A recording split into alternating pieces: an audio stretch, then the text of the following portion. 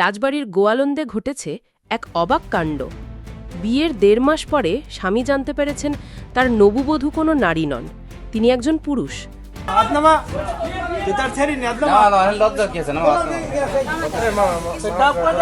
ঘটনাটি জানার পরে তা ছড়িয়ে পড়েছে সবার মুখে মুখে।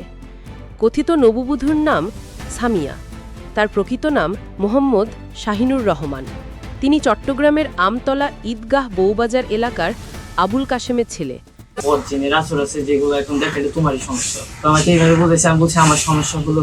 স্থানীয় ও পারিবারিক সূত্র জানা গেছে, উপজেলার ছোট ভাকলা ইউনিয়নের হাউলিকেউটিল গ্রামের বাদল খানের ছেলে মাহমুদুল হাসান শান্তর সঙ্গে ফেসবুকে পরিচয় হয় সামিয়ার। দীর্ঘদিন প্রেম করার পর গত ৭ জুন শান্তর বাড়িতে চলে আসেন সামিয়া। এরপর পরিবারের সম্মতিতে তাদের বিয়ে হয়। তখন থেকে নবুবধূ হিসেবে শান্তর পরিবারে বসবাস করতে থাকেন তিনি। সম্প্রতি নানান কারণে শান্ত ও সামিয়ার আচরণে পরিবারের সদস্যদের মধ্যে সন্দেহ তৈরি হয়।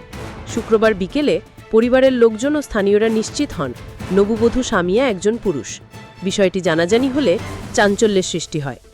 এ বিষয়ে স্বামী মাহমুদুল হাসান শান্ত বলেন, ফেসবুকে তার সঙ্গে পরিচয় হয়, এক পর্যায়ে প্রেমের সম্পর্ক গড়ে ওঠে। ৭ জুন বাড়িতে চলে এলে মৌলভী এনে আমাদের বিয়ে দেওয়া হয়। সে সময় সামিয়ার জাতীয় পরিচয়পত্র না থাকায় কাবিন রেজিস্ট্রি হয়নি। বিয়ের পর থেকে তার আচরণ রহস্যজনক ছিল। তার কাছে গেলে বলতো, আমি এখন অসুস্থ, ডাক্তার আপাতত কাছে আসতে নিষেধ করেছেন। গতকাল শুক্রবার তার আসল পরিচয় উন্মোচিত হয়। আজ সকালে তাকে বাবার বাড়ি পাঠিয়ে দেওয়া হয়েছে।